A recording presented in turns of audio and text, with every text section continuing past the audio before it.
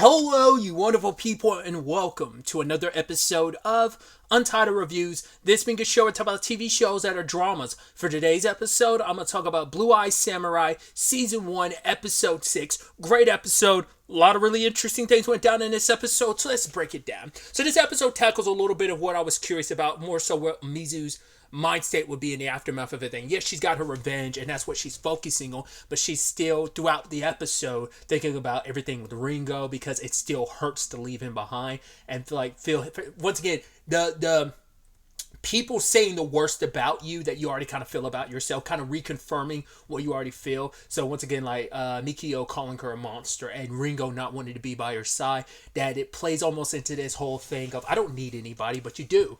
Like, it's just what life is. No one wants to go through life alone, and she's feeling that. But for her, it's like, right, put all that aside. I need my mission. It's time to storm the castle. And I just love that entire... I mean, this episode's on the shorter end, but it's just pure, like, bam, bam, bam, bam, because tried to go the stealthy route. Almost made it when she killed the second guy, but the problem is that the blood trickled out underneath the door, and the guard noticed it and immediately sounded the alarm. So...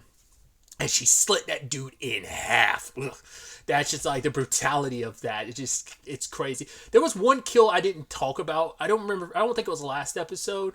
Might have been last episode. There was a kill where it's like someone literally got eviscerated. It's just like you saw the guts flying. I mean, you know, it's not the first time, but it was just so visceral. Just like, Jesus. I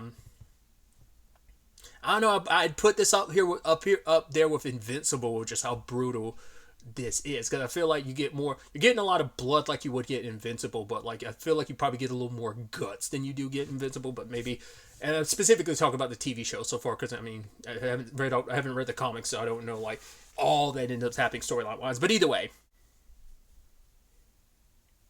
I also thought was so interesting that she kept the sword as a naginata, which I thought was so interesting. I guess it's like, right, why undo that? Because she probably knew she was going to potentially run across a whole bunch of enemies. Last thing I need to do is be in the middle of battle trying to put this together, so why not keep it that way? It also gives me range, you know, so it also probably helps and benefits to keep it that way. But going past everything, first the traps, almost making it through that hall. Well, first and foremost, there was the doorway she had to get through before she even got to the first dude she had to kill. It was a trap. I mean, the whole place is like a booby trap. I mean, it feels like something straight out of a video game sequence. It's like, right, you got to get through the horde, you got to get through the jobbers, the henchmen, and you also got to avoid booby traps. Like, it just feels like straight out of a video game. But like her having to pick a lock underneath the water. She did sadly still lose some of her utensils, because one of the ones she ended up... I think she lost some shuriken that she had in that bag. She ended up keeping the bag for a little bit, but still ended up losing it in the long run. But had to go through that. The hallway that's closing in, and the blades... She almost got through if it wasn't for one of those blades like stabbing her through the foot. She's like, ugh. So now it's like, cool. You're already a little tired, already banged up. Now you're even worse off now because your foot's wounded, so... Then she has to jump over these pits, and I love that she ended up having to leave her sword behind. Now she has to fight a horde of dudes, and that sequence was amazing, because she's like, I was curious like how she was going to get her sword back at first. I was like, there's no way you're going to try and stack all the bodies on top of all those spike pits, trying to like use them as leverage to get to your sword. Because I was about to say, I guess you could always, I don't know, because I was like, there's no point trying to swing back over, because she did have rope before, but I don't think like it's part of her bag that she ended up losing, or her utensils. So... but like she's just throwing people in the pit. You're just like, yeah, environment death. But there was this beautiful shot where it was almost like a... I don't know what you'd call it in animation. I guess it'd be considered a one take, but it's like where the cameras are circling around. And maybe that's used to kind of hide some edited cuts. But I mean, I don't know what... would it be considered a one take in animation? But it was just this swooping shot of just her like spinning and cutting people up. There was that one dude, she ended up having like... because she has a bomb on her, or at least she has multiple bombs, but she didn't want to waste it, because it's like, right, I haven't even gotten close to the top. I need to save this just in case. And she took, because she's using it almost like a mace, because she was like bashing people with. But one dude, she had the blade to his throat and kept that kind of to leverage it. And she just like pushed the blade and sliced his head off completely. that particular shot in itself, that couple seconds sequence of like it just spinning around and she's killing all those people, I was like, that was an amazing. Once again, I sometimes I'll notice cinematography stuff. I legitimately had to rewind because I'm like, oh, that's so dope, and just how you're doing that, because it's like she's spinning a little bit in the fight where she's going from one enemy to the enemy, but it's also like the camera itself is spinning, and you get to the last guy who's just like standing there scared, and it's like, well, a poor Thousand Claw guy last episode still got, but this guy, I love Mizu, kept him alive, and he's just like, oh, sure, and he like hooks her sword for her and gives it back to her as she walks away. I almost expected her to give him, like, I thought she was reaching her pocket like she was going to give him money or something. It's like, no, and he just stands there and he crumbles down and he starts breaking down crying. Understandable, you were scared shitless, you thought you were super dead, but there's also the fact is, well, maybe it would have been better if I died, because now I have to live with the shame of that's how I survived. So, and the next area she goes into is a kitchen, and the staff is just looking at her. She goes over to a bucket of water, sticks her foot in just to try and like help, I guess, the burning sensation in her foot, and maybe it just helps the cold water might maybe help stop the bleeding to some extent. I don't know what that would necessarily do in that situation, but yeah. And I love that the entire time Shindo is watching through. That was actually a really dope mechanism setup of like, right, it's one reflective mirror looking into another to another, and it's bounced back and forth to allow him to, it's a very old-fashioned camera system, which I thought was security camera system. I thought was kind of dope how that was constructed. I wonder, is that based on real technology of like that? Probably. I mean, it makes sense in a place like this, but that's the closest thing to like legitimate security cameras in that regard of being, keeping an eye on things. So she got past that trap. The next trap ended up being the flowers, which Fowler had mentioned the flowers, and I was like, oh boy.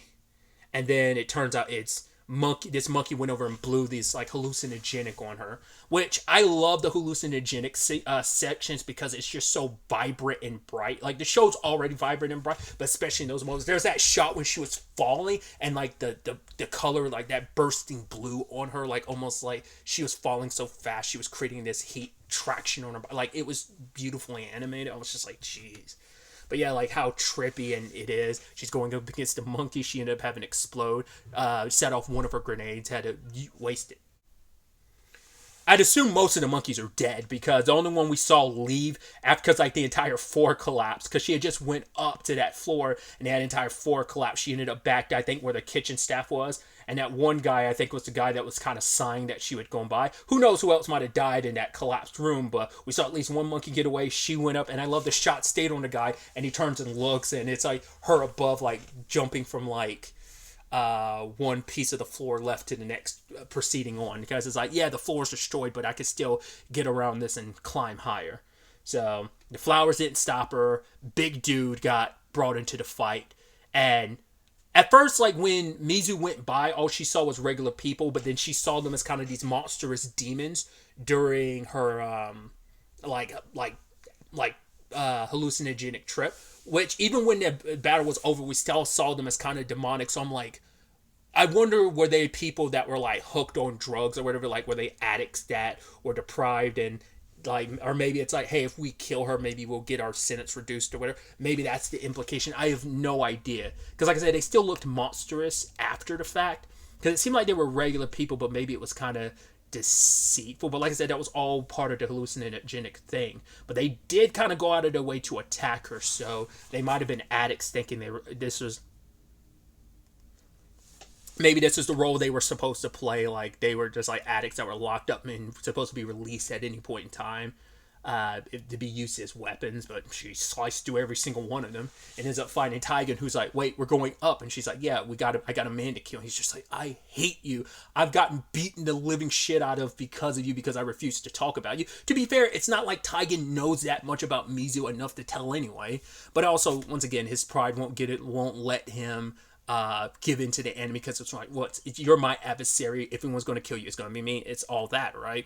So they're climbing up. She has to fight Big Dude, which I love how that's animated as well. Him, once again, it feels like, especially with like demonic stuff, it feels, and I don't, it didn't even cross my mind to think this before. I might have made the Samurai Jack comparison. I think I made the Samurai Jack comparison in like the first episode. I don't remember, but it definitely gives me, especially climbing the tower and the very like monstrous animations and stuff we got. I was like, kind of gives me Onimusha vibes. Obviously, Onimusha like really leans into like fighting demons and stuff, but obviously there are some humans as well. But it's especially considering Onimusha, most of them are set during like feudal Japan, so it's even more fitting. It's 3 the only one that technically isn't, because I know Jean Reno is in the third one, because there's some stuff that was set present day. I forgot how that whole, it's been so long since I played Onimusha 3. Didn't Onimusha 4 have like a more Western aesthetic to it? I'm fairly sure it was still set in Japan. I mean, I only played like a tiny bit, like a demo of 4. I actually don't know enough about 4, but like 3, I remember there was like a time travel element because of Jean Reno being a character, one of the playable characters. Anyway, I'm going on this whole tangent. My point was it gave me, especially Storm in the Castle, gave me like very Onimusha vibes. Like I said, I think I made Samurai Jack comparisons before, but it never crossed my mind to make the Onimusha comparison. There is also an Onimusha anime that came out like fairly recently on Netflix. I think I came across it. I haven't had a chance to watch it yet, but either way, like I said, ignore my tangents. Obviously, the big guy is a juggernaut and won't go down easy, which I love that whole sequence of just like, right, her weapon is stabbed into his club and she ends up like hitting him with it. Even at one point, like stabs him in the neck, but he still won't go down, still won't stop. And so she has to like plug one of her grenades in his neck, set it off, push him into the fire. So he's burning alive at the same time before he explodes. So she ends up having to rescue Taigen before he falls to his death. And I was curious what she was going to do. I was like, there's no way you're going to like let him go, regardless of you being in a situation of, hey, I'm going to go on my path of revenge. She kind of probably already knew to some extent Taigen's there because of her. So, but it's also like, I'm not going to just let you die. So it's, once again, it's so interesting that you're keeping him alive. You're trying to drag him along, because it's like she's trying to have it in both ways. She's still holding on to humanity. I'm not going to just let you die. Despite our issues, you helped me get to where I am, and so I'm not going to leave you to die. But also, we need to keep going up, because I'm not going to miss this opportunity to go after Fowler. So she also didn't have to fight the next wave of guys that were waiting above the big dude, because she ended up climbing past them on the outside. So completely avoided all those battles. You weren't necessarily in a position to kind of have to fight another horde of dudes again.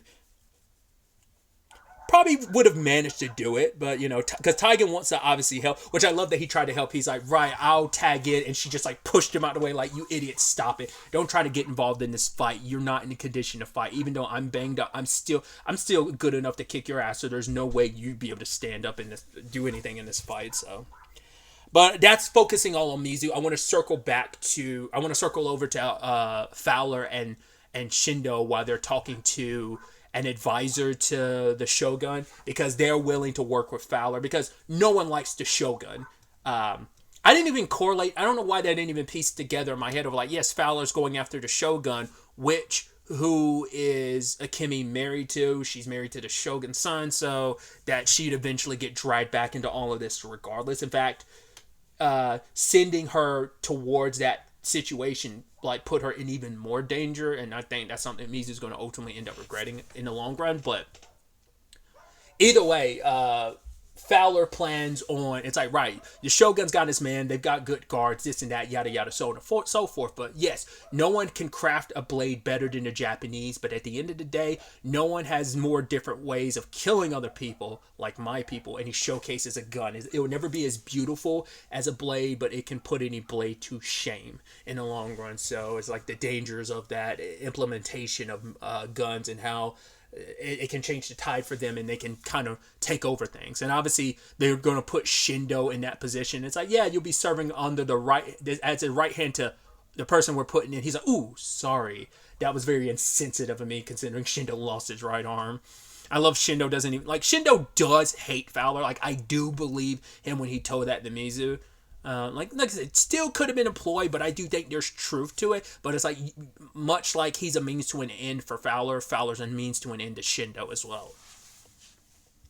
And so, like me, everyone's using everyone in this regard. So, but they have their plans on what they're going to do. And it's just like, right, we don't have to worry about this warrior. Whoever they are, they would never hurt Fowler as long as we're here, because cutting down an advisor to the Shogun will be like basically declaring war on the Shogun. But Mizu didn't care about any of that. She doesn't care. Ended up killing the assistant to the advisor. I mean, the advisor last time we saw was still alive afterwards. He kind of got pushed back. Like, Mizu never killed him because she's focused on Fowler. But Fowler ends up shooting her and shattering her blade, So I think that's going to be, obviously, like, this is that hero's journey of, like, this is where you enter your low point of the,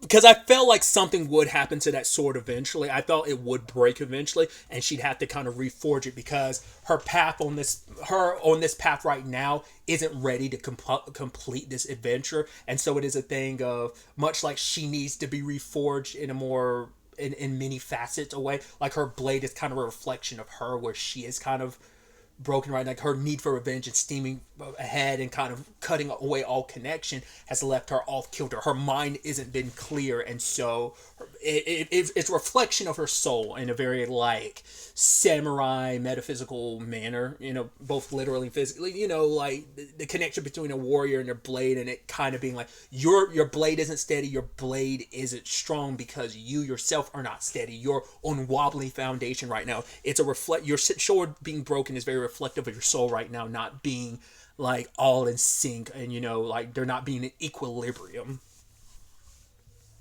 And I mean, they'd showcase, well, I mean, Fowler's got size, but he's also got a weapon. Both, like, Taigen is injured, so there's not much he can do. But also you have Mizu being injured, so, I mean, she literally just got shot, and Fowler was just, like, beating the shit out of her, like, because he was like, right, you're coming after me because of maybe who I was. And because we had saw it earlier, which I hadn't talked about it, like, Mizu had to run past all those bodies because, like, it was taking a toll on her staring at them. It's not just regular bodies. She saw the skeletal remains of children, and it turns out they were all half-breeds of Fowlers that he, like, killed. I'm like, I guess because he doesn't want any abominations around. Like, why go through all that? I mean, you're like, why even have children in the first place? He's not trying to, but he just doesn't care. He's just, like, doing what he wants to with these women. I'm assuming those are the mothers too, where it's just like, I mean, we already got past the whole thing of, like, he's a sociopath, that he kills people, like, he is bored, and so that's kind of representative of, oh yeah, I moved on. You were abominations in my eyes. You were just something to kind of distract me, and the moment I was done with you and bored of you, that's when I killed you. And he sees the mark on Misu's arm, being like, oh, so that's who you are. He's like, I'd heard something had happened in Violet, so you're what happened. So we still haven't gotten that part of the story, but I'm assuming after everything with Mikio and her mom, that's when Mizo eventually resumed, obviously, her going after, but we still haven't seen the sequence under which circumstances Violet died. I'm curious if we're going to find out, once again, we still don't know who saved Misu and her mom all those years ago, and I feel like it's going to be probably one of those story beats where it's like one of the people she's after trying to kill who was after her, because I mean, that person was there to kill her regardless, but that person might actually be, like, one of the people she's hunting, because we don't know if the person was Japanese or white who ended up saving her, just that they told Misu's mom to get both of them out of there. So the fact is they hid the identities too kind of makes it feel like it is going to be someone who tried to redeem themselves. So I wonder, is it a person that's already dead, Violet, or is it one of the other two type of? Cause we had know nothing about, because this is all focusing on Fowler, because once again, by the time the story started, like that we got started with the story, Violet was already gone. The other two aren't in the picture yet, because this is all about Fowler being the main boss that they have to deal with. So, but with everything going through her mind, Fowler wailing on Taiga, she's like, fine, you want me to shoot? Because she's talking about Ringo. He's like, right, you'll show me what it means to be, you'll be my master, you show me what it's like to be a samurai. She's like, fine, I'll show you. Because for her, it's like, right, I'm not in a position to win this fight, and I don't want Taiga to die. That is like, in that moment, that darkness kind of sways away, and it's just like, that human inside of her clicked in. Right, like, it became more about getting out of here and helping him rather than revenge. So she grabbed what was left of her sword and jumped out the window. and they're trying to swim to the surface, but they fall deeper into the water because she's too injured to carry her own self, but let alone him. I mean, she did make it to the surface a little bit, but like the ice broke. But at the end, we see a shadow, and I'm like, can't quite make it out, but I can only assume it's Ringo. I'm sure he followed her. Despite the issues, he probably followed suit because it's like, at the end of the day, you are my master, and I can't live it. Like, even if you're no longer my master, I can't let you go off on your own to die because I do care about you. So I'm assuming, it could be anyone, but I'm assuming it's Ringo. He seems like the only one that would really kind of be there in the first place to know where to go, to care enough to follow after Mizu. So it's definitely going to be interesting to see where the next episode takes us with all of this. I mean, well, we already know that Mizu caught a little bit of the paper, like they had the map out of like what they were going to do, so she can try and war the Shogun, which would lead her, Taigen, and Ringo crossing paths with Akemi again, which is definitely going to be interesting considering Taigen and Akemi, but also how Akemi feels about Mizu. So once again, I'm also curious, when will the reveal come out that Taigen finds out about Mizu, because he still doesn't know about Mizu being a woman. So when will all that kind of play out? Will Akemi end up finding out first? Like, stuff like that, I'm curious, because those are still threads that eventually someone other than Ringo is going to find out. So we'll ultimately have to wait to see where the next episode ends up taking us going forward with all of this. But really, that's all I want to talk about. Till the next time we meet, be happy, be safe, live life to the fullest, and enjoy it. Good day, and goodbye.